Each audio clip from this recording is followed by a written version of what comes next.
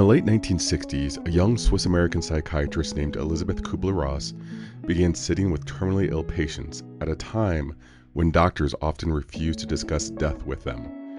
Her empathy gave rise to On Death and Dying, a book that would introduce the world of now iconic 5-stage denial, anger, bargaining, depression, and acceptance. But here's what most people don't know. These stages weren't meant to describe grief as after death. They were meant to describe the inner journey of those facing their own impending death over time.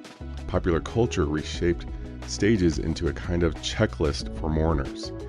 And while still useful in some cases, modern grief therapy now embraces far more nuanced and flexible understanding of loss. In this episode, we trace that evolution. Hey everyone, welcome to this episode of Licensure Lifeline, Grief Unmasked, Understanding Loss, Healing, and Resilience in Therapy. So with this episode, we're taking a little bit of a break from the DSM-5. I'm dedicating this episode to the loss of my brother, and he passed away the week before Thanksgiving very unexpectedly. And, it made me think a lot about the mourning process and, how people were approaching me, how I was approaching other people, and how I was dealing with such a significant loss in my life. And, I thought I would use this episode to talk about this.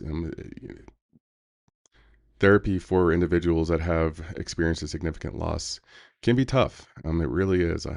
The times I've done it, were sessions where I found myself struggling to just know what to say next, that both honor the individual and what they were coming into the session with, while also providing some therapeutic support and just a space for them to talk. But grief doesn't follow a neat timeline. I think those stages that I kind of talked about with Kubler-Ross at the beginning is something that a lot of people kind of think happens with grief. I'm sure you've heard that so many times. Like, what stage are you with your grief? And it just doesn't work that way. It doesn't always look like sadness. And this episode, I'm really hoping to explore how grief shows up in therapy, and on the exams, of course. But we'll lay the foundation for some real genuine talk and compassionate talk to support individuals during a really difficult time in their lives. A recent New York Times article spotlighted grief leave as an emerging topic in workplace policy, with more companies introducing policies for things like miscarriage, pet loss, non-family grievances, and just the mental health in the mental health field. This is increasingly being an area that is being asked to provide. I've actually done full-on therapy with individuals that have lost their pets, and if you're a pet owner, that these little beings become parts of our family, and people will feel the loss just as strong as they'll feel the loss for any other family member. But as clinicians, we have to be prepared to really deal with the different facets of grief in all of its forms, because it looks so different for so many people. I've worked with individuals that come into session just absolutely bawling, that aren't consolable, that really don't talk for most of the session, are really just looking for a place that they can just feel safe and feel cared for.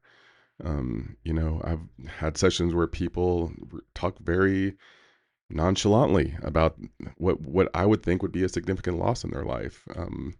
But the way they're dealing with it and the way they're processing it, just comes across very differently. And it's on us to really meet that individual where they are, right? And to not just assume that because of who they lost or what they lost, that there is a certain way that they're supposed to be acting. But the article's worth the look. I will post a link to that in the show notes, so you can reference it and just take a look, and good food for thought, if anything. Okay, how about a study stack tip? Stack the theory with the stage. Instead of memorizing each grief model in isolation, create a side-by-side flashcard comparing Kubler-Ross's stages, Worden's task of mourning, the dual process model, and meaning reconstruction, then to write out how you would use each in the real world. I really like this study stack because it kind of forces you to think about the situation and how you would use these with people. Again, creating some anchors that become really powerful for memorization. If you're really able to embrace like what these theories would look like in use and in case studies. It's something I recommend with all the stuff that we're talking about here and all the stuff that you're studying is try to anchor them to actual real world use. All right, on to the good stuff. We are going to start with Kubler-Ross and her model of the 5 stages. So the 5 stages here are denial, anger, bargaining, depression, and acceptance.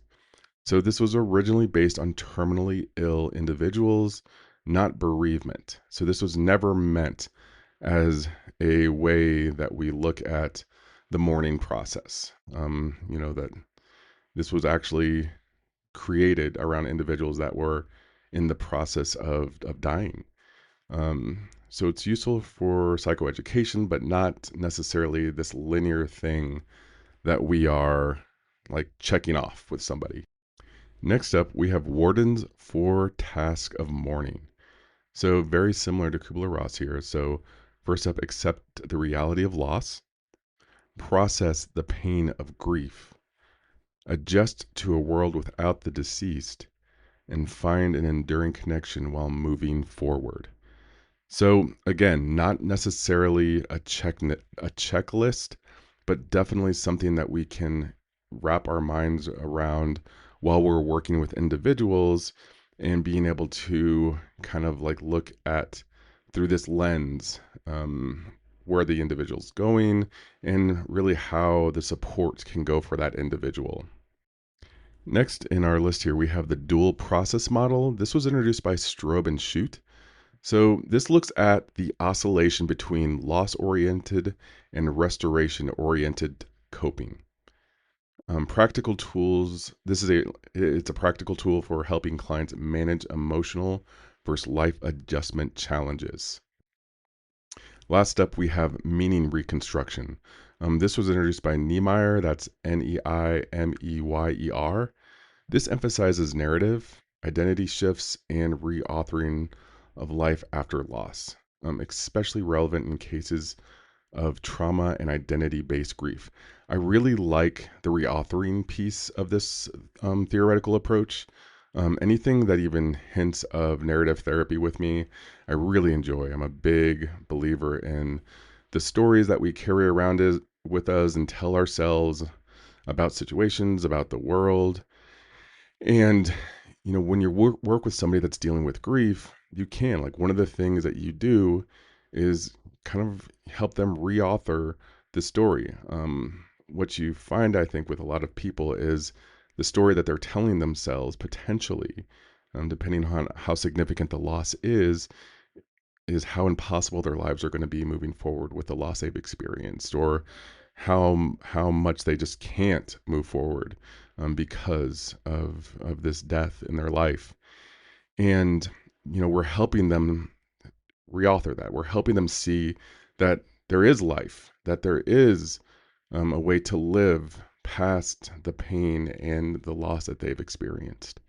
This is actually a lot of what I'm doing with myself right now with my journaling. I'm exploring like the narratives that I have about the loss I'm experiencing, and considering how my life looks moving forward, and what pieces can I reauthor that provide myself support. Nothing like giving yourself therapy. One of the bonuses of becoming a therapist. But another thing to keep in mind with all of these is you can actually use them together, which is really, really powerful. This becomes a bit of a toolbox for you when you're working with somebody struggling with grief. Let's look a bit deeper at the clinical application of some of the things we're talking about here. So, when to normalize, and this is a really big piece of foundational work you'll do with individuals. And you want to normalize things like sadness, sleep disturbances, changes in appetite, irritability, or anger. Um, these are not automatically signs of depressions or some other disorder. And it's important to really use psychoeducation early in treatment to help clients understand that grief doesn't always follow a neat timeline. And these things like sadness and sleep disturbances are a natural part of the process and can be expected. We can help them at this stage start to reduce some of the issues, some of the disturbances that they're having with sleep and changes in appetite, and just being able to talk to them about like, yeah, it's you might have to use some opposite to emotion action, some of these things, but you want to reduce the fear of pathology. And people, they worry that something is wrong with them, that the way they're grieving is wrong, or they're broken, or this has broken them, and you want to assure them that that's not the case. If a vignette on the test shows someone crying frequently and not eating after a recent death, and it's been a few weeks, often the correct answer is to normalize and support, not to diagnose. All right, let's look at when we intervene. Here, you're looking for red flags that grief has become maladaptive or clinically impairing. So you're going to watch for things like persistent complex bereavement. This is in the DSM-5, section 3. But chronic intense mourning that impairs functioning includes a preoccupation with the deceased, intense sorrow, difficulty accepting the death. Prolonged grief, PGD, is that's a kind of the official diagnosis, but um, newer diagnosis of in the DSM-5, the criteria is intense longing or preoccupation with deceased. Symptoms persist beyond 12 months in adults, 6 months in children, causes clinically significant impairment, and may include emotional numbness, identity disruption, or bitterness. If someone is still unable to return to work, has lost meaning in their lives, or socially withdrawn for more than a year after the loss, intervention is absolutely needed. Hopefully, you can catch these individuals before things get this bad. All right, let's look at some cultural considerations. Grief looks very different across cultures, and it is essential not to pathologize behavior that might be culturally normative. Examples are things like wearing black for a year or talking to the deceased, group wailing or outward emotional expression, avoiding public mourning altogether. Also recognize disenfranchised grief, which includes losses not socially validated, things like pets, miscarriages, ex partners, stigmatized relationships like LGBTQ partners, loss of jobs. That can bring up grief as well. And it's not often considered like grief. But these clients may feel invisible to others with the pain that they're dealing with. So you want to make sure that you validate their experience and really show them that, yes, this is a legitimate reason for you to feel the way you feel. And I am here to support you around this. Um, Cultural sensitive questions often ask if the clinician should label behavior as disordered. The correct choice often involves acknowledging cultural variations in grief expression. So, interventions for grief work. Top of the list, narrative therapy, right? I kind of talked a little bit about that, but we help those individuals reauthor their story after a loss. The client can explore who they are now and how they can carry the loved one's memory. Then some meaning making exercises as well. So, facilitating finding purpose or integrating loss into the individual's worldview. What would you what would they want for you? So asking that question, what would this person, parents, significant other, what would they want for you? And helping them reframe their world. Journaling is also extremely helpful. I know that's been one of my big go-tos as well right now, on top of doing a little therapy. Writing in my journal and just getting everything out, working through some of the thoughts and feelings that I'm having there, has been an absolute um, necessity for me during this time. And then ACT, acceptance and commitment therapy, another one of my favorites, helps clients accept painful feelings without trying to eliminate them. You can have painful feelings while and also live your life. And, that's, I think, is one of the big differences that people see between like talking to a friend and working with a therapist is that friend just wants to take the pain away, right? That family member just wants to take the pain away. They want you to stop hurting. They don't like seeing you in pain. Working with a therapist says, hey, I acknowledge that you're in pain. I can see that you're feeling this pain. We don't necessarily have to eliminate this pain, but teaches you how to live teach you how to live according to your values, even while you're grieving. Um, so gradually letting the pain persist on that person's timeline and that person's world. So even though, like having things like, even though I'm grieving, I can still choose to connect with others because that aligns with my value of love. All right, how about some multiple choice questions? A client lost their spouse 4 months ago and reports crying often but attending work, staying socially connected, and honoring their spouses through creative writing. What's the most appropriate diagnosis for this individual? This is going to be a tough one, huh? A, adjustment disorder. B, persistent complex bereavement. C, no diagnosis. Or D, major depressive disorder. Answer here, no diagnosis. C, this is normal grieving, right?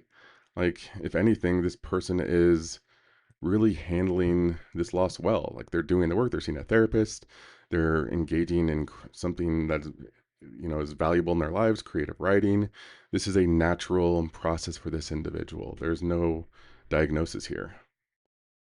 Next up, which model of grief involves alternating between attending to the loss and taking breaks to focus on everyday life? Would that be A, Kubler-Ross model, B, Warden's task, C, dual process model, or D, the ACT ACE model?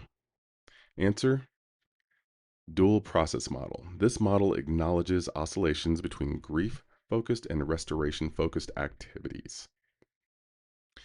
Question number 3. A 30-year-old woman is grieving the death of her pet. She is told to get over it and that it's just a dog. What best describes her experience? A, complicated grief. B, delayed grief. C, disenfranchised grief. Or D, exaggerated grief? Answer here, C, disenfranchised grief. Her grief isn't socially validated due to stigma around pets. And pet owners versus non-pet owners, like, it's very hard for people that don't have pets sometimes to really understand how significant of a loss this is for pet owners. So you might get somebody that is coming to you that has experienced this, and they might even be very cautious about talking to you about their loss because they've experienced this disenfranchised grief.